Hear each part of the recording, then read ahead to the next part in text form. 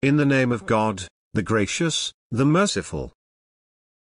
Praise be to God, who revealed the book to his servant, and allowed in it no distortion.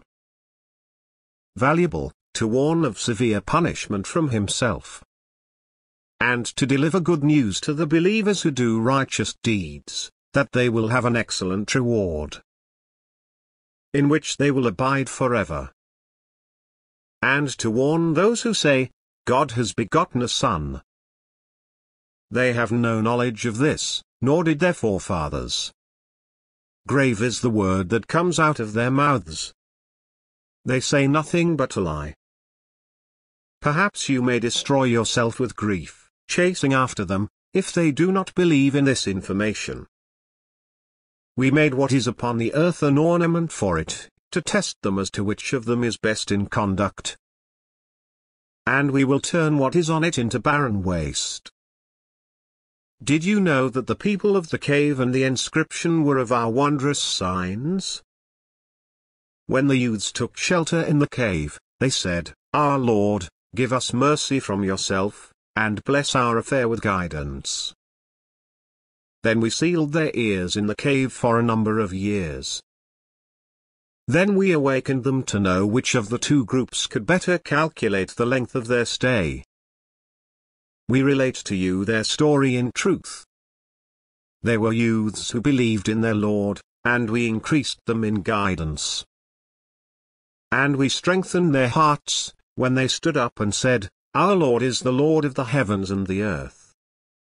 We will not call on any god besides him, for then we would have spoken an outrage. These people, our people, have taken to themselves gods other than him. Why do they not bring a clear proof concerning them? Who, then, does greater wrong than he who invents lies and attributes them to God? Now that you have withdrawn from them, and from what they worship besides God, take shelter in the cave. And your Lord will unfold his mercy for you, and will set your affair towards ease. You would have seen the sun, when it rose, veering away from their cave towards the right, and when it sets, moving away from them to the left, as they lay in the midst of the cave. That was one of God's wonders. He whom God guides is truly guided. But he whom he misguides, for him you will find no directing friend. You would think them awake, although they were asleep. And we turned them over to the right, and to the left, with their dog stretching its paws across the threshold. Had you looked at them, you would have turned away from them in flight, and been filled with fear of them. Even so, we awakened them, so that they may ask one another. A speaker among them said, How long have you stayed? They said, We have stayed a day, or part of a day.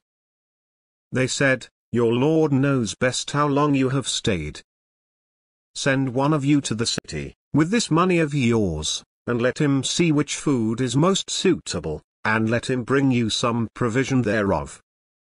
And let him be gentle, and let no one become aware of you. If they discover you, they will stone you, or force you back into their religion. Then you will never be saved. So it was, that we caused them to be discovered, that they would know that the promise of God is true, and that of the hour there is no doubt. As they were disputing their case among themselves, they said, Build over them a building. Their Lord knows best about them. Those who prevailed over their case said, We will set up over them a place of worship. They will say, 3, and their fourth being their dog. And they will say, 5, and their sixth being their dog, guessing at the unknown. And they will say, 7, and their eighth being their dog. Say, My Lord knows best their number.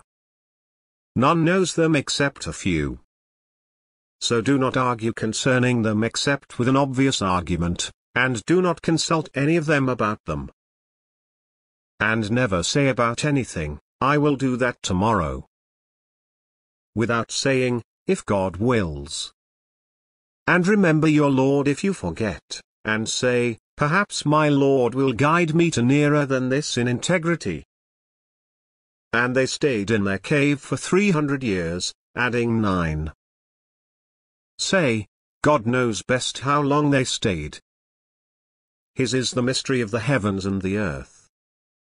By him you see and hear.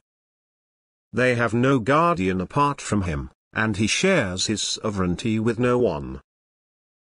And recite what was revealed to you from the book of your Lord. There is no changing his words, and you will find no refuge except in him. And content yourself with those who pray to their Lord morning and evening, desiring his presence. And do not turn your eyes away from them, desiring the glitter of this world. And do not obey him whose heart we have made heedless of our remembrance, so he follows his own desires, and his priorities are confused. And say, the truth is from your Lord. Whoever wills, let him believe. And whoever wills, let him disbelieve. We have prepared for the unjust fire, whose curtains will hem them in. And when they cry for relief, they will be relieved with water like molten brass, which scalds the faces. What a miserable drink, and what a terrible place! As for those who believe and lead a righteous life, we will not waste the reward of those who work righteousness. These will have the gardens of Eden, beneath which rivers flow. Reclining on comfortable furnishings, they will be adorned with bracelets of gold, and will wear green garments of silk and brocade. What a wonderful reward, and what an excellent resting place! And cite for them the parable of 2 men. To one of them we gave 2 gardens of vine, and we surrounded them with palm trees, and we placed between them crops. Both gardens produced their harvest in full, and suffered no loss. And we made a river flow through them. And thus he had abundant fruits. He said to his friend, as he conversed with him, I am wealthier than you, and greater in manpower. And he entered his garden, wronging himself. He said, I do not think this will ever perish. And I do not think the hour is coming. And even if I am returned to my Lord, I will find something better than this in return. His friend said to him, as he conversed with him, Are you being ungrateful to him who created you from dust, then from a sperm drop, then evolved you into a man? But as for me, he is God, my Lord, and I never associate with my Lord anyone. When you entered your garden, why did you not say, as God wills? There is no power except through God. Although you see me inferior to you in wealth and children, perhaps my Lord will give me something better than your garden, and release upon it thunderbolts from the sky, so it becomes barren waste. Or its water will sink into the ground, and you will be unable to draw it. And ruin closed in on his crops, and so he began wringing his hands over what he had invested in it, as it lays fallen upon its trellises. And he was saying, I wish I never associated anyone with my Lord. He had no faction to help him besides God, and he was helpless. That is because authority belongs to God, the true. He is best in rewarding, and best in requiting. And cite for them the parable of the present life. It is like water that we send down from the sky. The plants of the earth absorb it. But then it becomes debris, scattered by the wind. God has absolute power over everything. Wealth and children are the adornments of the present life. But the things that last, the virtuous deeds, are better with your Lord for reward, and better for hope. On the day when we set the mountains in motion, and you see the earth emerging, and we gather them together, and leave none of them behind, they will be presented before your Lord in a row. You have come to us as we created you the first time. Although you claimed we would not set a meeting for you. And the book will be placed, and you will see the sinners fearful of its contents. And they will say, Woe to us!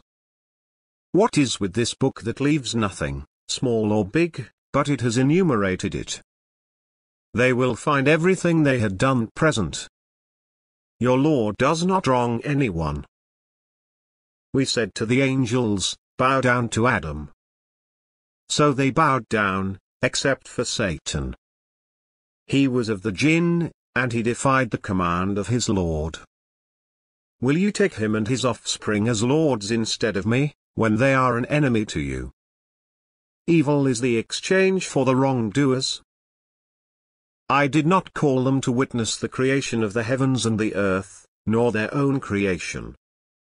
And I do not take the misleaders for assistants. On the day when he will say, Call on my partners whom you have claimed. They will call on them, but they will not answer them. And we will place between them a barrier. And the sinners will see the fire, and will realize that they will tumble into it. They will find no deliverance from it. We have elaborated in this Quran for the people every kind of example, but the human being is a most argumentative being. What prevented people from accepting faith, when guidance has come to them, and from seeking their Lord's forgiveness? Unless they are waiting for the precedent of the ancients to befall them, or to have the punishment come upon them face to face. We send the messengers only as deliverers of good news and warners. Those who disbelieve argue with false argument, in order to defeat the truth thereby. They take my verses, and the warnings, for a joke. Who does greater wrong than he, who, when reminded of his Lord's revelations, turns away from them, and forgets what his hands have put forward? We have placed coverings over their hearts, lest they understand it, and heaviness in their ears.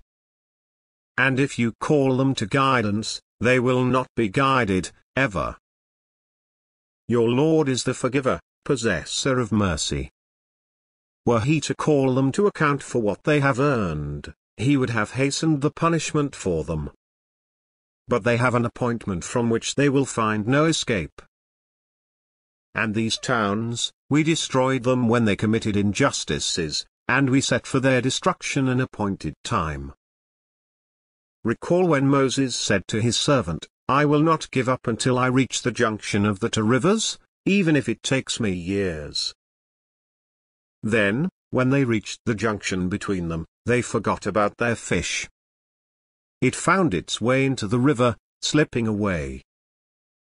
When they went further, he said to his servant, Bring us our lunch. We were exposed in our travel to much fatigue. He said, Do you remember when we rested by the rock? I forgot about the fish. It was only the devil who made me forget it. And so it found its way to the river, amazingly. He said, This is what we were seeking. And so they turned back, retracing their steps. Then they came upon a servant of ours, whom we had blessed with mercy from us, and had taught him knowledge from our own. Moses said to him, May I follow you, so that you may teach me some of the guidance you were taught? He said, You will not be able to endure with me. And how will you endure what you have no knowledge of? He said, You will find me, God willing, patient. And I will not disobey you in any order of yours. He said, If you follow me, do not ask me about anything, until I myself make mention of it to you. So they set out. Until, when they had boarded the boat, he hauled it. He said, Did you haul it, to drown its passengers? You have done something awful. He said, Did I not tell you that you will not be able to endure with me? He said, Do not rebuke me for forgetting, and do not make my course difficult for me. Then they set out. Until, when they encountered a boy, he killed him. He said, "Did you kill a pure soul, who killed no one? You have done something terrible." He said, "Did I not tell you that you will not be able to endure with me?" He said, "If I ask you about anything after this, then do not keep company with me. You have received excuses from me." So they set out. Until, when they reached the people of a town, they asked them for food, but they refused to offer them hospitality. There they found a wall about to collapse, and he repaired it. He said, "If you wanted, you could have obtained a payment for it." He said, "This is the parting between you and me. I will tell you the interpretation of what you were unable to endure. As for the boat, it belonged to paupers working at sea. I wanted to damage it because there was a king coming after them, seizing every boat by force. As for the boy, his parents were believers, and we feared he would overwhelm them with oppression and disbelief. So we wanted their Lord to replace him with someone better in purity, and closer to mercy. And as for the wall, it belonged to 2 orphan boys in the town. Beneath it was a treasure that belonged to them. Their father was a righteous man. Your Lord wanted them to reach their maturity, and then extract their treasure, as a mercy from your Lord. I did not do it of my own accord. This is the interpretation of what you were unable to endure. And they ask you about Zulkarnain. Say, I will tell you something about him. We established him on earth, and gave him all kinds of means. He pursued a certain course. Until, when he reached the setting of the sun, he found it setting in a murky spring, and found the people in its vicinity. We said, O Zulkarnain, you may either inflict a penalty, or else treat them kindly. He said, As for him who does wrong, we will penalize him, then he will be returned to his Lord, and he will punish him with an unheard of torment. But as for him who believes and acts righteously, he will have the finest reward, and we will speak to him of our command with ease. Then he pursued a course. Until, when he reached the rising of the sun, he found it rising on a people for whom we had provided no shelter from it. And so it was. We had full knowledge of what he had. Then he pursued a course. Until, when he reached the point separating the 2 barriers, he found beside them a people who could barely understand what is said. They said, O Zulkarnain, the Gog and Magog are spreading chaos in the land. Can we pay you, to build between us and them a wall? He said, What my Lord has empowered me with is better. But assist me with strength, and I will build between you and them a dam. Bring me blocks of iron. So that, when he had leveled up between the 2 cliffs, he said, Blow. And having turned it into a fire, he said, Bring me tar to pour over it. So they were unable to climb it, and they could not penetrate it. He said, This is a mercy from my Lord. But when the promise of my Lord comes true, he will turn it into rubble, and the promise of my Lord is always true. On that day, we will leave them surging upon one another. And the trumpet will be blown, and we will gather them together. On that day, we will present the disbelievers to hell, all displayed. Those whose eyes were screened to my message, and were unable to hear. Do those who disbelieve think that they can take my servants for masters instead of me? We have prepared hell for the hospitality of the faithless. Say, shall we inform you of the greatest losers in their works? Those whose efforts in this world are misguided, while they assume that they are doing well. it is they who rejected the communications of their Lord, and the encounter with him. So their works are in vain. And on the day of resurrection, we will consider them of no weight. That is their requital, hell, on account of their disbelief, and their taking my revelations and my messengers in mockery. As for those who believe and do righteous deeds, they will have the gardens of paradise for hospitality, abiding therein forever, without desiring any change therefrom. Say, if the ocean were ink for the words of my Lord, the ocean would run out, before the words of my Lord run out, even if we were to bring the like of it in addition to it. Say, I am only a human being like you, being inspired that your God is one God. Whoever hopes to meet his Lord, let him work righteousness, and never associate anyone with the service of his Lord.